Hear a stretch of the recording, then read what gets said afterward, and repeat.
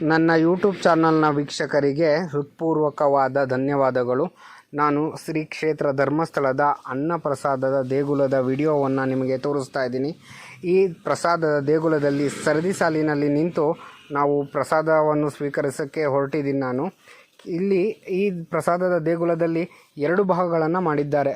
ಕೆಳಭಾಗದಲ್ಲಿ ಕುಳಿತುಕೊಂಡು ಊಟ ಮಾಡಬಹುದು, ಹಾಗೆ ಮೇಲ್ಭಾಗದಲ್ಲಿ ಟೇಬಲ್ ಮೂಲಕ ಕುಳಿತುಕೊಂಡು ಊಟ ಮಾಡುವಂತಹ ದೃಶ್ಯ ನಾನು ನಿಮಗೆ ತೋರಿಸ್ತಾ ಇದ್ದೀನಿ. ನಾನಾ ಥರದ ಪ್ರಸಾದದ ದೃಶ್ಯವನ್ನು ನಿಮಗೆ ತೋರಿಸ್ತಾ ಇದ್ದೀನಿ. ನೋಡಿ, ಎಷ್ಟು ವಿಶಾಲವಾದ ಅನ್ನ ದೇಗುಲ ಇದು. ಧರ್ಮಸ್ಥಳದ ಈ ಮಹಾ ಪುಣ್ಯಕ್ಷೇತ್ರದಲ್ಲಿ ಒಂದೇ ದಿನದಲ್ಲಿ ಲಕ್ಷಾಂತರ ಭಕ್ತರು ಊಟ ಮಾಡುತ್ತಾರೆ. ನೋಡಿ, ಎಷ್ಟು ವಿಶಾಲವಾದ ಅನ್ನ ದೇಗುಲ ಇದು.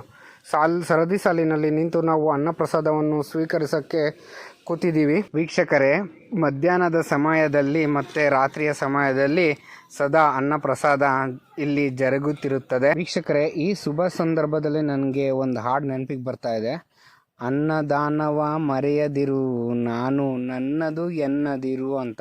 ಹೀಗೆ ಇಲ್ಲಿ ಜಾತಿ ಭೇದವಿಲ್ಲದೆ ಅನ್ನದಾನ ನಡೀತಾ ಇರುತ್ತೆ. ವೀಕ್ಷಕರೇ, ಮಂಜುನಾಥ ಸ್ವಾಮಿ ಎಲ್ಲರಿಗೂ ಒಳಿತನುಂಟು ಮಾಡಲಿ ಎಂದು ಆಶಿಸುತ್ತಾ ಮತ್ತೊಂದು ಹೊಸ ವಿಡಿಯೋ ಜೊತೆ ನಿಮ್ಮನ್ನು ಭೇಟಿ ಆಗ್ತೀನಿ.